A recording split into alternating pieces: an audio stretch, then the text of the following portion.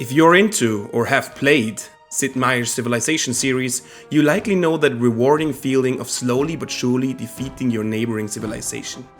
Incorporating city after city into your empire, perhaps even over the course of several wars, overtaking their resources and gold, and then eventually profiting from the infrastructure they have built over the course of centuries. At last, you invade their capital in a final blast, completely eradicating the civilization from the map and making them a side note of history. This is pretty much what happened to ancient Carthage after the ancient Roman Republic beat them in 3 consecutive wars.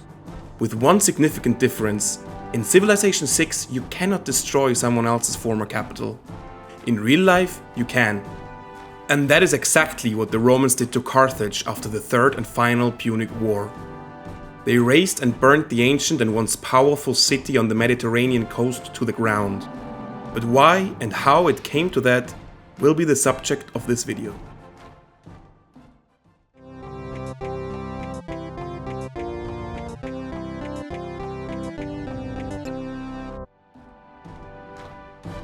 At the end of the Second Punic War, the Roman ally King Massinissa emerged as by far the most powerful ruler among the Numidians. And as Carthage was forbidden to wage war without Rome's explicit permission, Massinissa saw an opportunity to exploit Carthage with impunity. Over the 48 years following the war, he repeatedly took advantage of Carthage's inability to protect its possessions. Whenever Carthage petitioned Rome for redress or permission to take military action, Rome backed its ally, Massinissa, and refused. Though Massinissa was becoming an old man, his raids into Carthaginian territory became increasingly flagrant. Meanwhile, Carthage was again prospering due to its trade connections with other Phoenician cities around the Mediterranean, a fact many Roman senators disliked. They were scared Carthage could again become a problem for Rome in times of turbulence, which was probably a little paranoid, but well, Carthage was still seen as Rome's nemesis.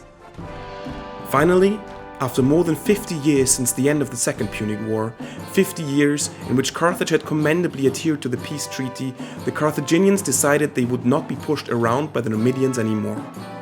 So in 151 BC, Carthage raised a large army and counterattacked the old king Massinissa and his army without awaiting Rome's explicit permission.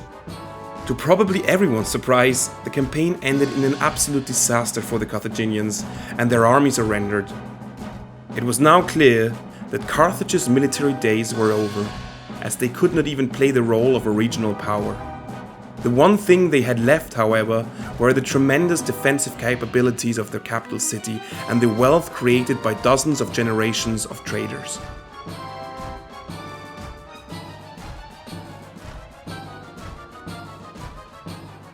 Despite the miserable failing of their army, the Romans responded to the Carthaginians' breach of treaty by sending 50,000 men, jointly commanded by both current consuls, to Utica, 35 kilometers north of Carthage. They set up camp there and sent their diplomats to the city to negotiate. And the Romans played it dirty. First, they demanded that if war was to be avoided, the Carthaginians must hand over all their armaments. The Carthaginians complied, and vast amounts of material were delivered, including 2,000 catapults that would have been incredibly useful to defend the city. This done, the Romans demanded the Carthaginians burn their city and relocate at least 16 kilometers away from the sea, which was obviously preposterous.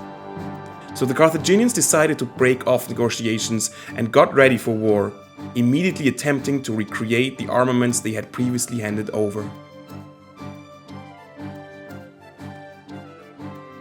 Though massively disadvantaged, the Carthaginian citizens knew what was at stake when the Roman army finally moved to attack the city.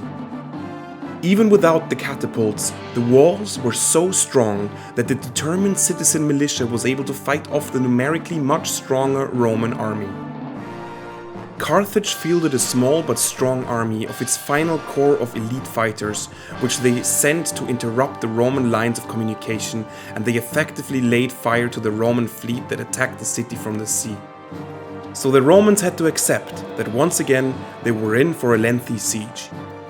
And the siege did last for almost 3 years, from 149 BC to 146 BC, in which the Carthaginians kept managing to smuggle ships with supplies through the Roman naval blockade. The commander of the city, like so many other Carthaginian generals named Hasdrubal, had to enforce a brutal regime in order to retain discipline among the inhabitants. For instance, he killed hundreds of merchants arguing for renewed peace negotiations. Oddly enough, in 147 BC, Hasdrubal's opponent among the Romans was also another Scipio. Although this Scipio was actually the adopted grandson of Scipio Africanus, who had won the Second Punic War for the Romans more than 50 years prior. The new Scipio took command of the Roman forces in Africa as consul and intensified the attacks on the city. In the spring of 146 BC, he launched a full-scale assault on the harbor area, which successfully breached the walls. Over 6 days, the Romans systematically worked their way through the residential part of the city, killing everyone they encountered and setting on fire the buildings behind them.